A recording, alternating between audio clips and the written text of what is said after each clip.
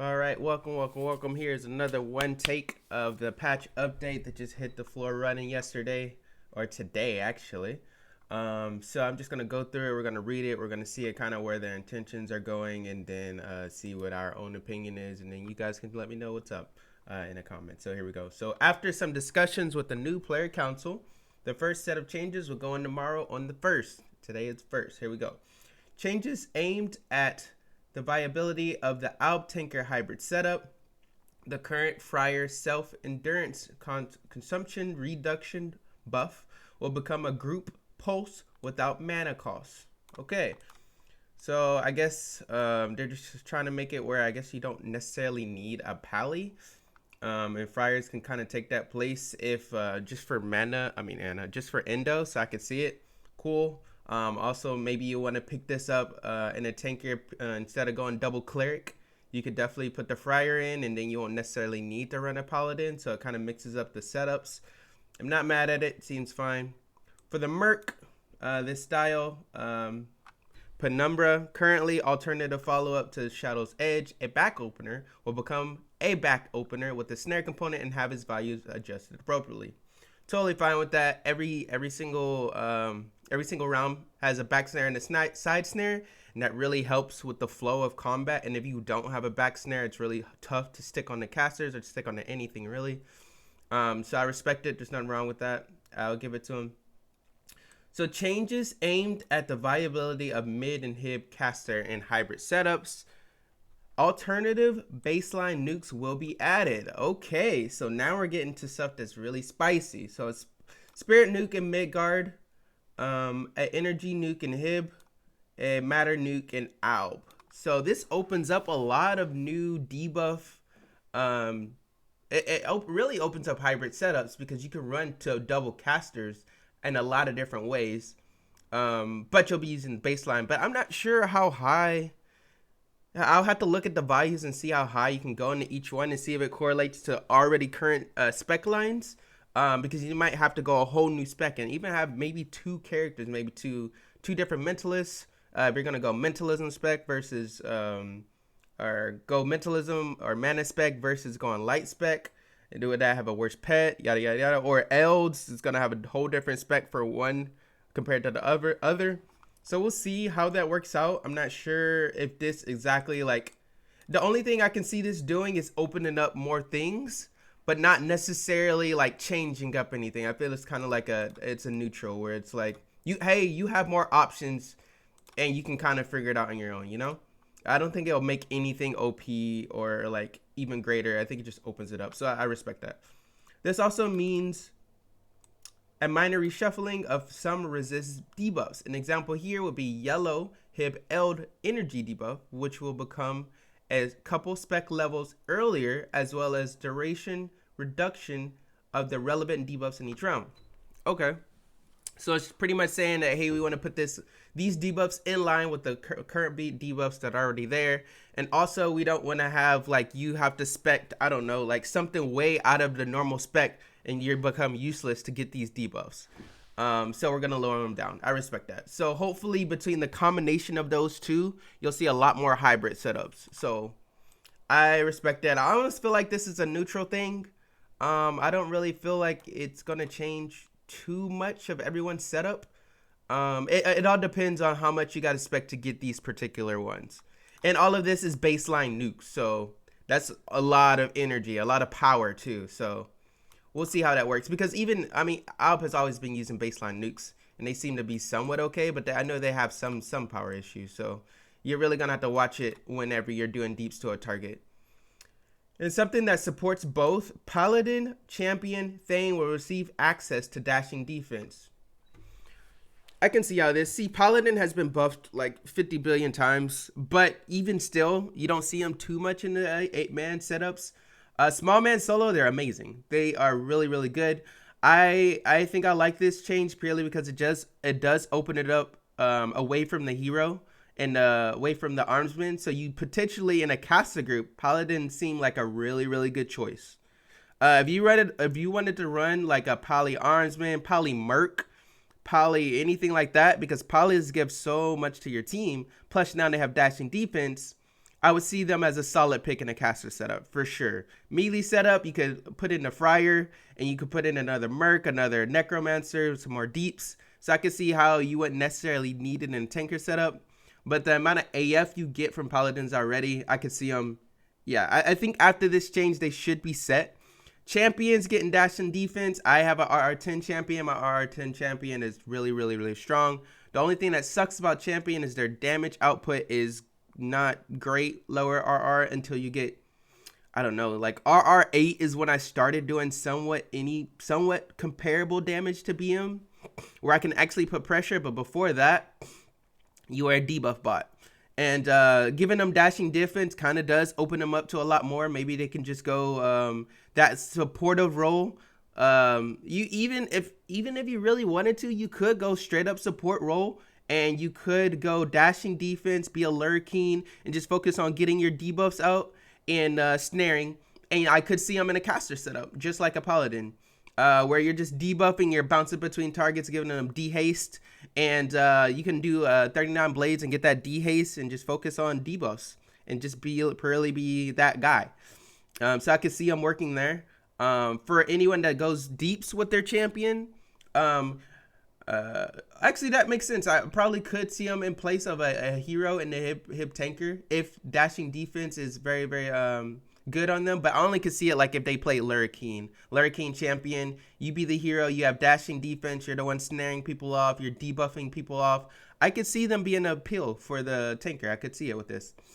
But damage wise, it's really tough until you get high RRAs.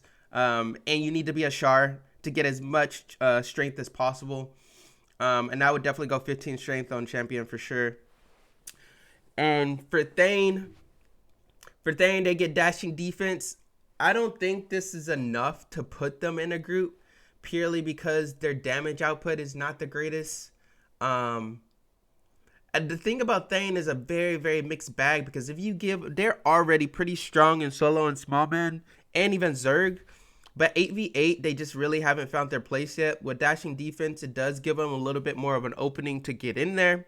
The only thing about that is, even if you put them in, I don't think it's stronger than just putting another Zerker in or another Savage in, because both of those, it's not that Thane is bad, but the alternatives are very, very good. So you could run a Thane in the place of the Warrior, but I honestly wouldn't, because Warriors have so much spec points to put so much defense in. And Thane is kind of like this hybrid caster who kind of does a lot of damage, but kind of not. And even if you buff Thanes currently, they're already pretty strong. So I don't know how exactly you would bring them in the line. Because Thanes are already strong in itself. Even just bumping them a tiny bit. I feel like once the point they're going to get into an 8-man over a Zerker or a Savage or anything else, they're already too strong. I'm sure once that point hits, like solo and small man, they're dominating, because they're already dominating, because they're really, really strong. They have ST, they have the energy debuff. They can just numb you, snare you, get away, cast on you. When you get close, numb, snare, cast over and over. They really don't have to fight you straight up. Most Thanes do, and have a very good chance of killing you just fighting straight up. But technically, they could just kite you around if they really wanted to. There are still lots of ongoing discussions. Sorry about that. The next sets of changes will aim to address Paladin and Thane viability, as well as some more help for Hib, caster and hybrid, or possibly even niche caster setups in general.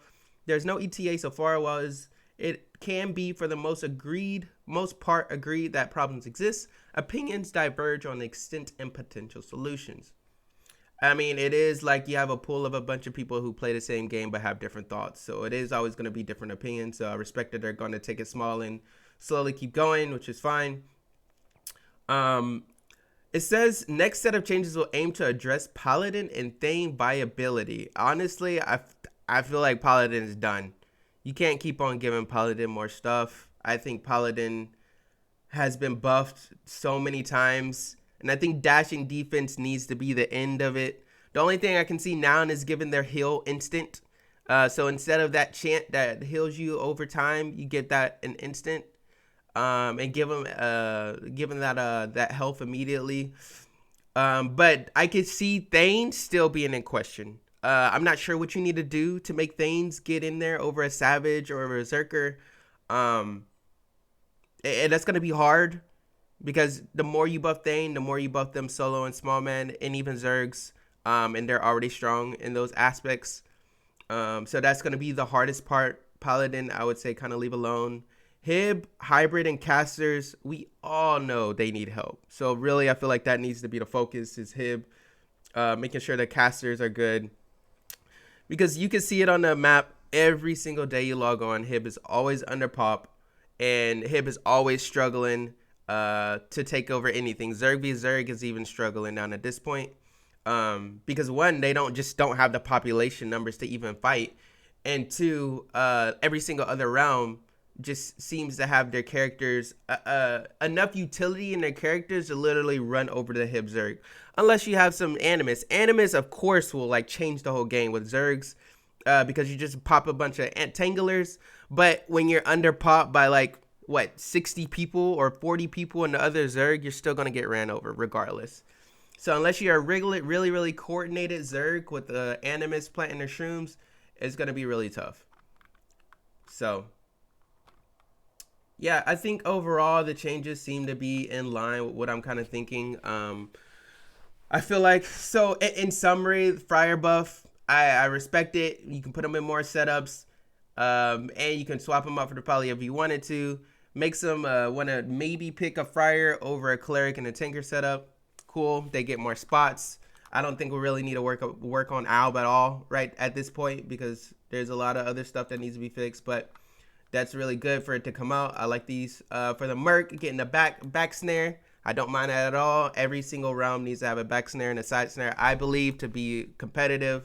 And also it doesn't change too much on that perspective of like Alb Tanker and the hybrid setups. Like, it doesn't change too much. The changes with the baseline nukes, I respect it. Opens up a lot more setups. It's a neutral change. Doesn't necessarily buff anything, or change anything. So far that my knowledge right now, I'm sure once I get in, I'll start testing it around to see what changed and see what specs you need to run and what else, other setups you can do. And then the Paladin champion Thane buff, I respect it. I can see how they kind of still need some help. Paladin, I feel like after this change, doesn't need anything else. I think they are a very good pick into a caster setup, because they have so much stuff to help your caster live.